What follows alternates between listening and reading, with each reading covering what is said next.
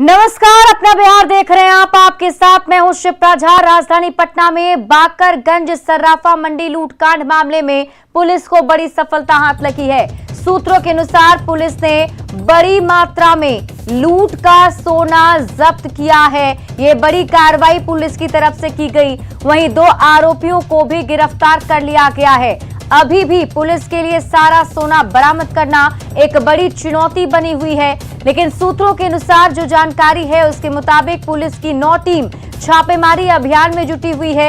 एक साथ पुलिस की टीम कई जगहों पर छापेमारी कर रही है। पुलिस ने अब तक दुकान के आसपास लगे करीब 110 सीसीटीवी कैमरों को खंगाला है। वहीं इस गुत्थी को सुलझाने के लिए एसटीएफ और साइबर सेल की भी मदद ली जा रही है। ऐसा पहली बार हुआ है कि जब पुलिस ने एक साथ इतने जगहों पर छापेमारी की हो। पुलिस ने दुकानदार के सभी करीबियों से गहनता से पूछताछ की। वहीं दुकान के एक स्टाफ से पूरी डिटेल ली गई है। जांच में यह पता चला कि घटना के वक्त दुकान में 5 स्टाफ मौजूद थे और ये लुटेरे 3-4 दिन से दुकान का चक्कर लगा रहे थे। अब देखना है कि पुलिस इस लूट की पूरी कहानी को कब तक सबके सामने लाती है। और अब जानते हैं कि पटना लूटकांड में अब तक क्या क्या हुआ है।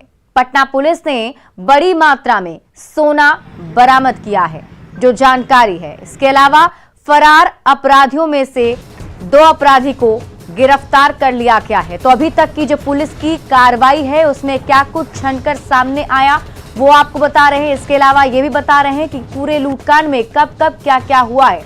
जहानाबाद पुलिस के सहयोग से कार्रवाई अभी भी जारी है। लूटकांड की जांच में एसटीएफ का सहयोग मिल रहा है। गिरफ्तार अपराधी साधु की निशानदेही पर छापेमारी चल रही है। जो भीड़ ने साधु को पकड़ा था वो पुलिस के हवाले किया गया था। उसी की निशानदेही पर छापेमारी अभी भी चल रही है। पुलिस की 9 टीमें हैं जो इस पूरे मामले की जांच कर रही है। गौरीचक, रामकृष्णा नगर, पुनपुन, मसौढ़ी में छापेमारी चल रही है। एक टीम ने वैशाली इलाके में भी छापेमारी की है और पुलिस ने 108 सीसीटीवी कैमरों को अब तक खंगाल लिया है। सरकारी और निजी दुकानों के कैमरे को पुलिस ने खंगाला है। और हमारे साथ हमारे सहयोगी संजय लाइव जुड़े हुए, सीधे उनके पास चलते हैं। संजय, अभी तक की पुलिस की जो ये कार्रवाई हुई, सबसे पहले ये बताइए कि इस पूरी कार्रवाई में क्या कुछ छनकर सामने आया। जो सोना बरामदगी की बात की जा रही है उसको लेकर क्या जानकारी, और जो अपराधियों को गिरफ्तार किया गया है क्या उसके बारे में कुछ और डिटेल सामने आ पाया है?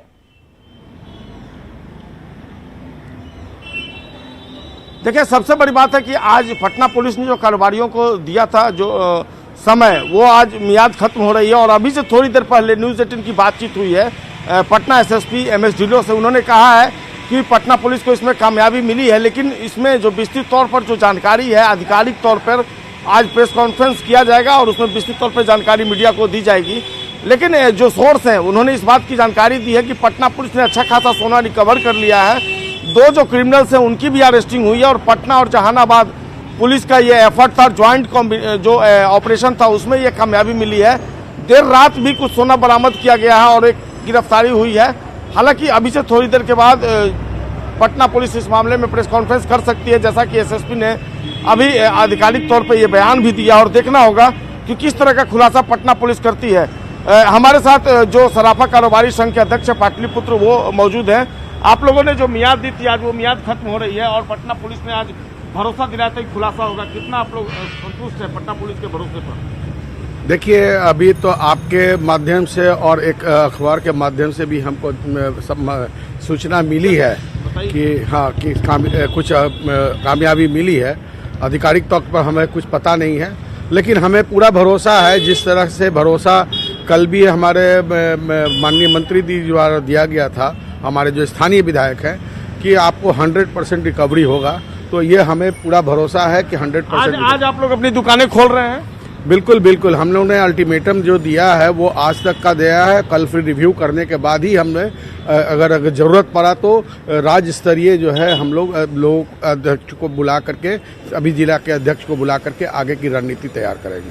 तो बिल्कुल पाटलिपुत्र व्यापार संघ के अध्यक्ष हैं, इन्होंने कहा कि पटना पुलिस पर उन्हें भरोसा है और आज तक का जो अल्टीमेटम था, आज पुलिस ने कामयाबी हासिल कर ली है। जैसा कि अधिकारियों का बॉडी लैंग्वेज भी बता रहा है, पटना के सिटी एसपी जो अमरेश राहुल हैं, उनको एसआईटी का नेतृत्व सौंपा गया था और वो लगातार छापेमारी कर रहे थे। और जो पुलिस सोर्स है, उन्होंने ही न्यूज़ 18 को जानकारी दी है कि पटना और जहानाबाद की पुलिस का जो एफर्ट था वो रंग लाया है और इसके बाद अच्छा खासा सोना रिकवर कर लिया गया। हालांकि अब भी मैं आपको बता दूं कि 30 से 35 किलो जो सोना है उसको रिकवर करना पटना पुलिस के लिए अभी चुनौती है, लेकिन जितना भी गोल्ड रिकवर किया गया है वो पटना पुलिस अहम मान रही है और उसका कहना है कि रात में भी रिकवर किया गया। और देखना होगा जब प्रेस कॉन्फ्रेंस होता है तो 30 से 35 किलो सोने में कितना रिकवर करके दिखाती है पटना पुलिस, कितना सामने ला पाती है। हालांकि जो अपराधी है उसकी गिरफ्तारी हुई है, टोटल 3 अपराधी गिरफ्तार किए गए हैं और आज जो खुलासा होता है इस पर सबकी निगाहें फिलहाल टिकी हुई हैं। जी बिल्कुल संजय, आप इस खबर पर नजर बना रखें, वापस भी आपसे अपडेट लेंगे। बहुत बहुत शुक्रिया तमाम जानकारी के लिए। छपरा के मशरक में अपराधियों द्वारा लूट के दौरान एक युवक को गोली मारने का मामला सामने आया है। अपराधियों ने डिलीवरी बॉय से लूट की घटना को अंजाम दिया। वहीं राह चल रहे जब एक युवक ने लूटपाट का विरोध किया तो अपराधियों ने उसे गोली मार दी। फिलहाल पुलिस मामले की जांच में जुटी हुई है। विरोध किया। कौन सा जगह कहाँ था? चर्चित है, चर्चित जगह है, वह विगत कई बार लूटकांड हो चुका है। एक ही चीज से था, एक ही चीज से था। ये तो लाइटिंग करने निकल रहा था, सुबह का टाइम था। मेरा मिस्त्री है, आटा चक्की चलाते हैं मौनिया बाबा के स्थान पर। छिनताई किससे हो रहा है? छिनताई एक मनु नाम का लड़का है, फ्लिपकार्ट या मसरा का कंपनी कोई है, उसके माध्यम से उसको छीना जा रहा था। उसको छीना जा रहा है। बेतिया में मंत्री के बेटे के गुंडागर्दी मामले पर पुलिस ने मंत्री के बेटे पर केस दर्ज कर दिया है। बेतिया में मंत्री के बेटे ने जो गुंडागर्दी की थी, अब पुलिस ने उसके खिलाफ केस दर्ज कर लिया है। कुल 7 लोगों पर यह केस दर्ज किया गया है। घायल युवक की मां ने केस दर्ज करवाया है। पुलिस ने स्कॉर्पियो गाड़ी भी जब्त कर ली है। साथ ही एसडीपीओ के नेतृत्व में अभी जांच टीम का गठन किया गया है जो आगे की जांच कर रही है। उनका लाइसेंसी आर्म्स था और लोग अपना लाइसेंसी आर्म्स लेके एक पिस्टल और एक राइफल और एक स्कॉर्पियो गाड़ी थी। जब ग्रामीणों द्वारा विरोध किया गया तो लोग गाड़ी वाड़ी छोड़कर वहाँ से भाग गए हैं। पुलिस द्वारा अभी तक क्या कार्रवाई की गई है? इसमें तो पुलिस जांच कर रही है, इन्वेस्टिगेशन के बाद ही कार्रवाई करेगी। घटनास्थल से कुछ सामान भी बरामद किए गए हैं। हाँ, वहाँ स्कॉर्पियो गाड़ी मिली है, हथियार भी बरामद किए। हथियार भी वहाँ मिली है, ग्रामीणों द्वारा किया। और आरा से बड़ी खबर सामने आ रही है। बोरसी से कमरे में भीषण आग लग गई। तो बड़ी खबर आपको आरा से बता रहे हैं, जहां बोरसी से कमरे में भीषण आग लग गई। 4 मासूमों समेत 5 लोग इसमें झुलस गए। हादसे में एक मासूम की मौत की भी खबर है। साथ ही कमरे में बोरसी जलाकर सो रही मां जो है वो भी इस मामले में झुलस गई है। झुलसे लोगों को सदर अस्पताल में भर्ती कराया गया है। चरपोखरी थाना क्षेत्र के सोनवर्षा गांव की घटना है। आग लोग घरों में पुअरा में सुते रहे लोग, आ सुतला के बाद में लोग सुत गए। सुन घते घते पकड़ला के बाद में होश बेहोश सुत गए। एक बाद पूरा धल लग आगमा हाला बैला चिरा लग तो हम अपना घर में सुते रहे दलानी में दौड़ गई है। तो सर थी कि बाप रे बाप का हो गई, का हो गई, सब बटाए लगला। तब जाके आग बुतौनी है, धावा धाई बुता के बाहर फिर जा। अगर बाद में सब जैसे गाड़ी लेके सदर पहुँचने जाए। और देखिए, अभी ठंड के मौसम में बिहार के अलग अलग जगहों से कई सारी ऐसी खबरें सामने आती हैं जिसमें इस तरीके से आग लग जाती है। इसलिए अब आप इस खबर के मायने को समझिए कि बंद कमरे में बोरसी रखना खतरनाक है और बंद कमरे में ऑक्सीजन की कमी हो जाती है। कम ऑक्सीजन में आग जलने से कार्बन मोनोऑक्साइड बनता है और कार्बन मोनोऑक्साइड इंसान के लिए बेहद खतरनाक है। कार्बन मोनोऑक्साइड से इंसान की मौत भी हो सकती है। इसलिए अगर आप बोरसी जलाते भी हैं तो इसका ख्याल रखें।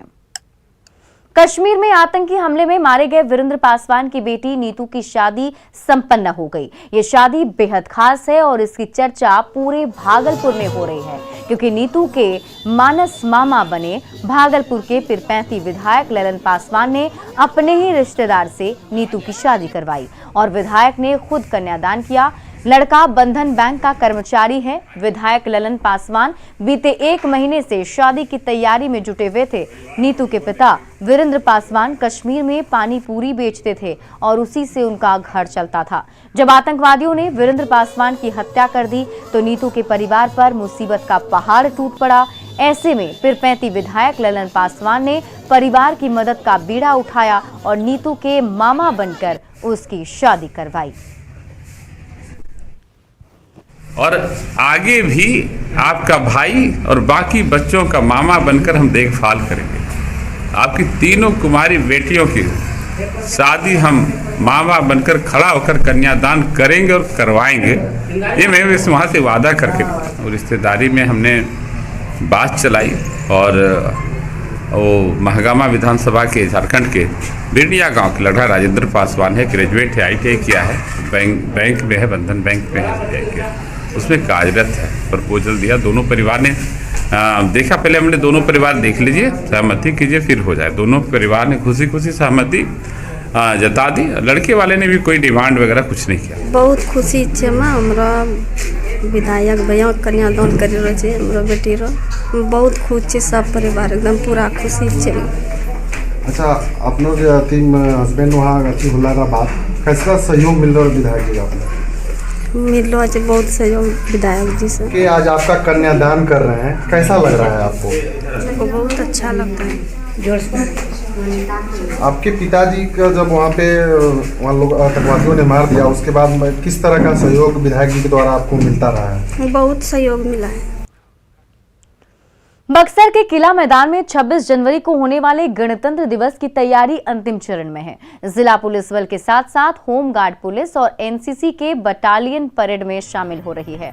जवानों की तैयारी का जायजा लिया हमारे बक्सर संवाददाता पुष्पराज ने। शहीदों का सपना जब सच हुआ तब भारत देश स्वतंत्र हुआ। आओ नमन करें उन वीरों को जिसकी वजह से हिंदुस्तान गणतंत्र हुआ। जी हाँ, ये देख सकते हैं कि ये बक्सर के जवान हैं जो लगातार 26 जनवरी को अपना परेड यहाँ दिखाएंगे, अपना हुनर दिखाएंगे और ये दिन रात एक करके अपना रिहर्सल कर रहे हैं और ये पूरी तैयारी के साथ हैं। 26 जनवरी को सुबह में जो यहाँ पर परेड होगा वहाँ उसमें अपना ये हुनर का प्रदर्शन करेंगे। और हमारे साथ यहाँ बक्सर के जिलाधिकारी और बक्सर के SP हैं जो इस परेड का निरीक्षण कर रहे हैं। और आज इतनी ठंड में भी जो ये जवान हैं ये पूरी तन्मयता के साथ इस रिहर्सल को अपने कर रहे हैं, जिसको देखने के लिए 26 जनवरी को यहाँ बक्सर के ज़िले के जो लोग हैं वो तमाम लोग पहुँचेंगे इस मैदान में। और आपको बता दें, सबसे बड़ी चीज़ है जो बक्सर के जो जवानों की जो टुकड़ियाँ हैं, सैप के जवान हैं, बिहार पुलिस के जवान हैं और BMP के जो जवान हैं, सभी टुकड़ियाँ मिल करके इस 26 जनवरी के परेड में इस बार शामिल होंगी और अपने हुनर का प्रदर्शन करेंगी 26 जनवरी की सुबह बक्सर के इस किला मैदान में। पुष्पराज, न्यूज़ 18 बक्सर। गणतंत्र दिवस के मौके पर बिहार की नैनी सिंह दिल्ली के राजपथ पर परेड में शामिल होंगी। BIT पटना की छात्रा नैनी सिंह का NSS कैडेट के तौर पर सिलेक्शन हुआ है। नैनी सिंह ने कहा कि परेड पर के लिए सिलेक्शन होने पर वे गौरव महसूस कर रही हैं। मुजफ्फरपुर की रहने वाली नैनी ने लोगों से NSS से जुड़ने की अपील की। योजना द्वारा राजपथ पर 26 जनवरी गणतंत्र दिवस पर चलने हेतु किया गया है।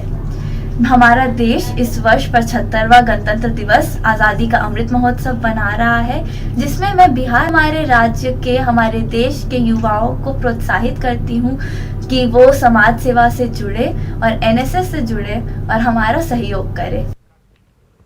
बिहार में सर्दी का सितम जारी है। बेमौसम बारिश ने ठंड और कनकनी बढ़ा दी है। शाम ढलते ही लोग ठंड के कारण घर में दुबक जाते हैं। लखीसराय में प्रशासन की तरफ से अलाव की व्यवस्था नहीं की गई थी, लेकिन न्यूज़ 18 की पहल के बाद प्रशासन ने अलाव की व्यवस्था की, जिससे स्थानीय लोग काफी खुश हैं। स्थानीय लोगों ने न्यूज़ 18 को इसके लिए धन्यवाद दिया है।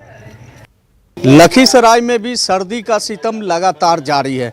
2 दिनों से हो रहे लगातार बारिश ने ठंड और कनकनी को बढ़ा दिया है। शाम ढलते ही लोग अपने अपने घरों में दुबके हैं।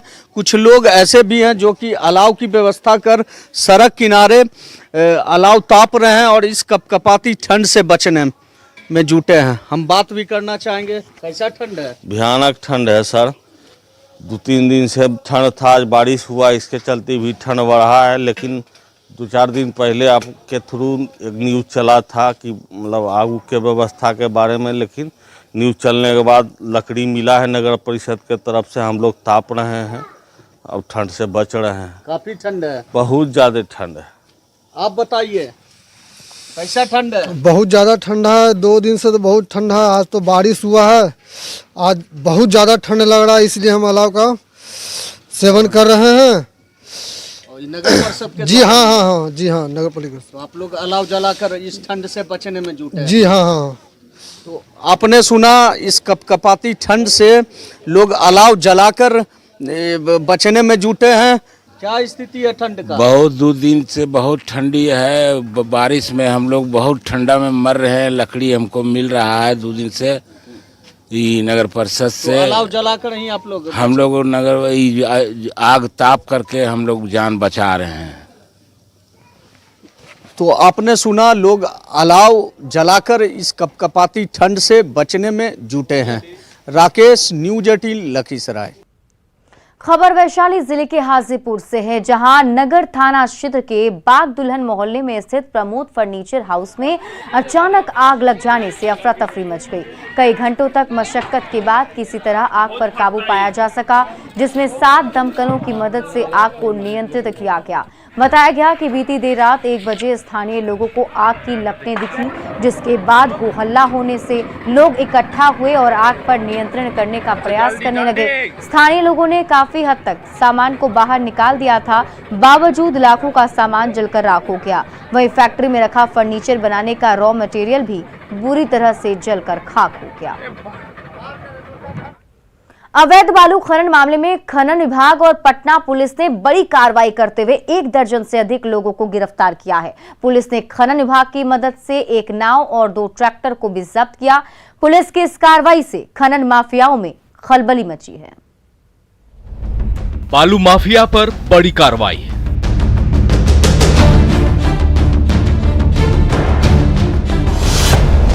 गंगा नदी से 13 लोग गिरफ्तार।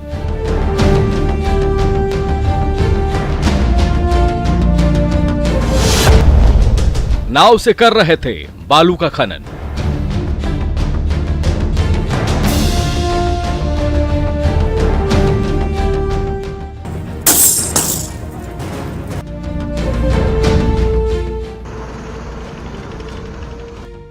हाथ में हथकड़ी लगे इन लोगों को देखिए।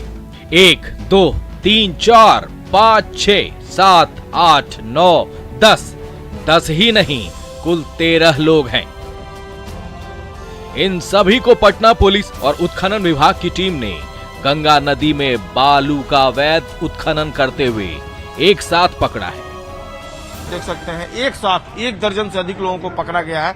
ये सभी बालू का खनन कर रहे थे और एक बड़ी कार्रवाई पटना पुलिस की माइनिंग डिपार्टमेंट के सहयोग से, और निश्चित तौर पर ये जो कार्रवाई हुई है, एक मैसेज देने की कोशिश की गई है कि अगर आप बालू का खनन करेंगे, अवैध खनन करेंगे, तो आप पकड़े जाएंगे। लेकिन दीघा थाना क्षेत्र में बीच गंगा नदी से इन 13 लोगों की गिरफ्तारी हुई है। पुलिस और खनन विभाग की टीम ने 1 नाव और 2 ट्रैक्टर को भी जब्त किया है। जी, पुलिस और माइनिंग का एफर्ट्स है इसमें। माइनिंग ऑफिसर्स, माइनिंग इंस्पेक्टर आए हुए थे, उनके द्वारा और हमारी पुलिस की टीम साथ में जाके वहाँ गंगा के क्षेत्र में रेड किया, जिसमें ये लोग पकड़े गए। भोजपुर में बालू माफिया के बीच हुई गोलीबारी का वीडियो वायरल होने के बाद पुलिस और खनन विभाग एक्शन में है। पुलिस की इस कार्रवाई से खनन माफियाओं में खलबली है, लेकिन बड़ा सवाल है कि क्या सिर्फ बालू का खनन करने वाले मजदूरों पर कार्रवाई से बालू का अवैध खनन रुक पाएगा, या जरूरत है बालू का अवैध खनन करवाने वाले उन बड़े माफियाओं पर सख्त कार्रवाई करने की। न्यूज़ 18 के लिए पटना से संजय कुमार की रिपोर्ट। और फिलहाल इस बुलेटिन में अभी के लिए बस इतना ही, लेकिन न्यूज़ 18 बिहार झारखंड पर खबरों का सिलसिला लगातार जारी है। सुगंध, रंग और असली झांस एवरीडे